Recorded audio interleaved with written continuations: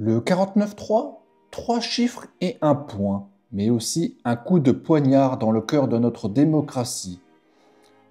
Ce n'est pas juste une procédure technique inscrite dans la Constitution, c'est le symbole d'un pouvoir qui méprise la discussion, écrase le débat et étouffe les oppositions. À quoi bon élire des députés? À quoi bon manifester? À quoi bon espérer une voix au chapitre si tout cela peut être balayé d'un revers de main par le gouvernement? Au fil des ans, le 49.3 est devenu l'arme préférée des gouvernants, incapables de rassembler, de convaincre ou de négocier. Plus qu'un outil institutionnel, c'est une marque de faiblesse politique et un mépris total envers les citoyens. Aujourd'hui, nous allons non seulement décortiquer les origines et l'usage de cet article, mais surtout relever ses conséquences désastreuses sur la société, le Parlement et l'avenir de la démocratie française.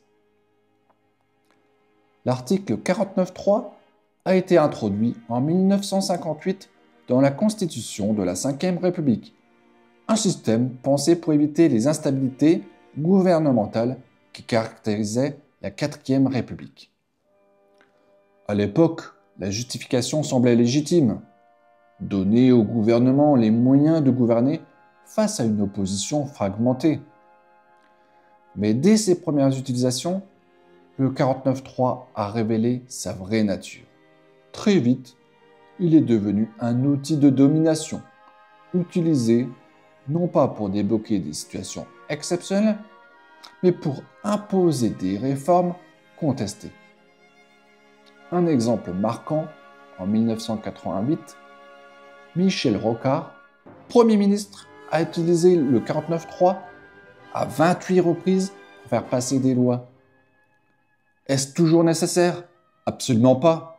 C'était avant tout un moyen d'éviter un débat démocratique. Les chiffres parlent d'eux-mêmes.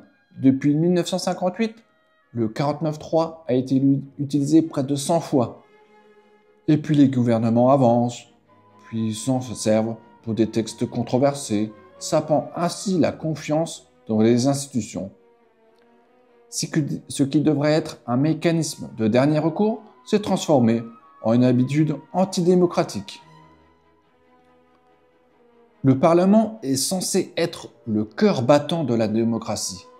C'est là où se discutent les lois, où se confrontent les idées, où s'élaborent les compromis. Mais avec le 49.3, tout cela devient inutile. Ce n'est pas juste un outil, c'est une arme qui désarme le Parlement.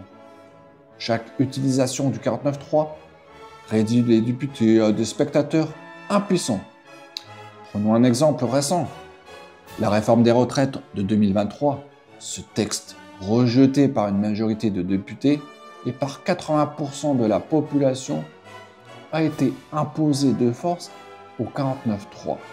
Résultat, des manifestations massives, des tensions sociales explosives et un Parlement humilié. Les députés, censés représenter le peuple, sont ignorés. Leurs amendements, leurs débats, leurs votes, tous jetés à la poubelle. Quel message cela envoie-t-il aux citoyens? Que leurs opinions exprimées à travers leurs élus ne comptent pour rien. D'après une étude récente, 67% des Français estiment que leur démocratie fonctionne mal. Peut-on les blâmer? Quand les lois sont imposées sans discussion, quand le débat est remplacé par la force, la démocratie n'est plus qu'une façade. Le 49.3 n'est pas seulement une procédure, c'est le symbole d'une dérive autoritaire.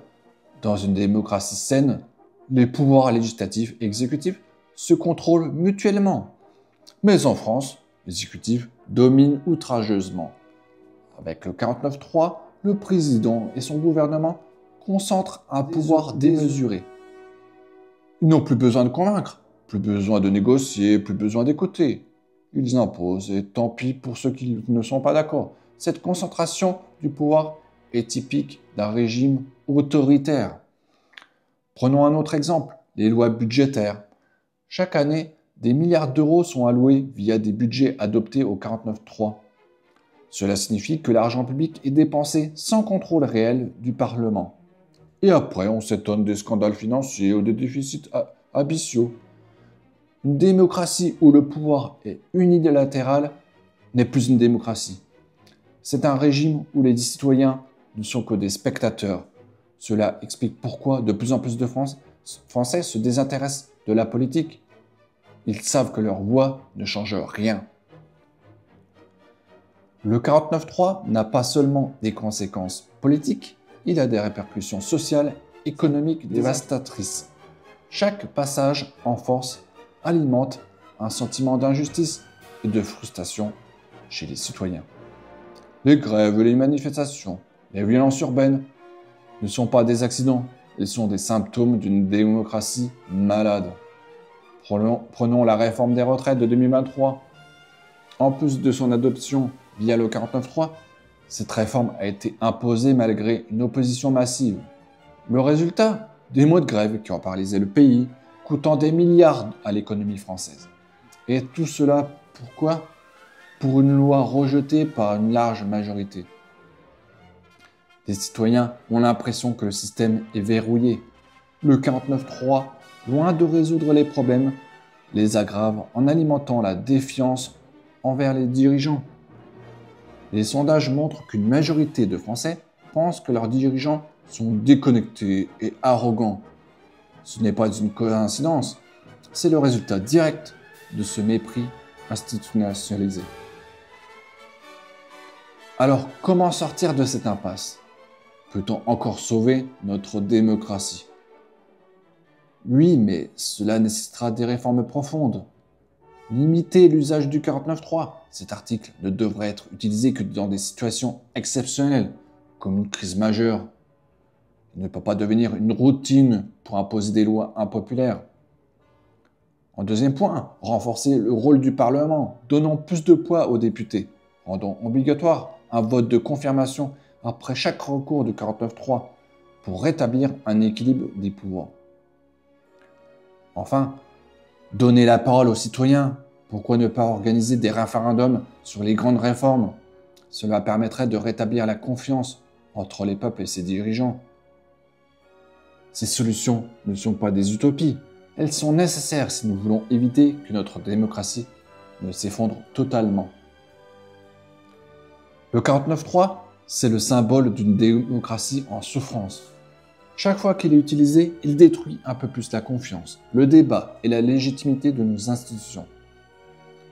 Mais ce n'est pas une fatalité. Nous pouvons encore changer les choses. Cela commence par exiger plus de transparence, plus de respect pour le Parlement et surtout plus de considération pour les citoyens. Et vous, qu'en pensez-vous du 49.3 ? Pensez-vous qu'il a encore sa place dans notre démocratie ? Ou est-il temps de tourner la page de cette pratique antidémocratique ? Dites-le moi en commentaire. Si cette vidéo vous a fait réfléchir, abonnez-vous pour continuer à explorer l'ensemble des défis de notre société. Merci de m'avoir écouté et à très bientôt pour un nouveau débat.